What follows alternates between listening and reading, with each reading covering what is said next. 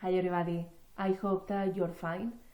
Most of us are having a look at our lives, especially at our relationships, and we might feel disappointed, sad that they are the way that they are. So we might be thinking thoughts like, I feel very disappointed with the relationship that my family and I have. I don't like the way I feel towards my partner, or the way that my partner and I feel about each other. I don't like, or I feel sad that this coworker and I are having this bad relationship. Things like this. And guys, this is my suggestion, okay? Why don't we rewind a little bit? In which sense? In the sense of, it didn't start this way, guys. We have forgotten, like, the true essence, the love that was there in the very beginning. We just have forgotten. And this is sad, because this is then why we are having the relationships that we are having. Now, I'm not saying, obviously, that if someone, I don't know, is abusing you or treating you bad now, that obviously you don't say anything, you don't set up your boundaries. I'm not saying this. I'm only saying that sometimes it's just really a matter of, how did all this start? So, for example, when you met that coworker, you had a lovely relationship. Like, you actually felt that he or she could be a really nice person to work with. You could see all their qualities. You could see how the two complemented each other, worked so well. And then maybe there was a misunderstanding, okay? And all of a sudden the whole relationship was gone. And then now, every day, seeing this person every day, you just keep feeling the same and the same and the same. It wasn't like this. The true essence, the love essence that we are, is still there. With a family, let's say that you don't have a good relationship with your parents, no problem. But do you think that they don't love you? Probably you are going to say, yes, Marta, 100% they don't love me. Okay, but that's the thing. This thought is not helping you. This thought is not helping you. So again, my suggestion of just rewind a little bit. Why? Because I watched this movie the other day, The Adam Project. Yes, I'm going to give a spoiler, but this is not what the movie is about. Like, this was my perception of the movie, okay? And it's not that I really liked it, to be honest with you, okay? But there's like sci-fi, action, and this relationship between the dad, the son. So anyway, the point that I'm trying to make is that this guy is, like most of us, very resentful with his dad, like very resentful. And he has spent his whole life being so resentful with his dad for something that he thinks is the truth, when in fact it's not. I won't tell you so that you can watch the movie, okay? And that's the thing. And this could be the spoiler. There is this moment when the dad realizes of things that he did, okay? He changes his behavior, and all of a sudden he's so in tune with his heart that his message to his son, the adult son, okay, is, son, the moment that you were born, my life changed. I only had eyes for you. I love you so much, and I want you to know that I always have loved you, that you are the most precious thing for me, that I love you, that I really love you. And the son, in tears, because you don't realize that the two of you have built up all these barriers through the years because of situations that you two have experienced, and you have just shut down your heart to this person. But this is not how it started, you know? That's the thing. It takes as well that the other one realizes, you know, what they have done. Or at least that they are so in tune with their essence and their heart.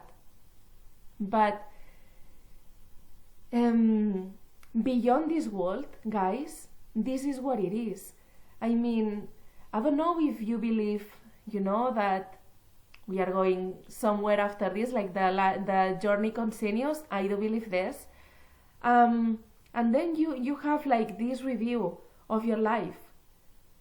And then when you see all these situations and all these experiences, I promise, you don't feel hate, you don't feel any of that. Like you actually have this perspective that obviously we don't have here, okay? Because like it's like so huge about why everything happened, why maybe you had a soul contract, you know, with your dad in order for you to then learn or experience what you had to learn or experience. And then it's like this game that then you are like, wow, what if I had done things differently? Why if I had just tuned into my heart before? You know? Or obviously we don't want to get to this situation, right? But for some people it's like when they are on their deathbed or, you know, their last moments, that then all of a sudden they are so clear in what they feel about the others, and they just express it and they say, my God, I love you, I'm very sorry for everything that I did to you. But at the end, like the essence is love. You feel love, guys. So yeah, just rewind a little bit, just rewind how all this began. The relationship with your partner.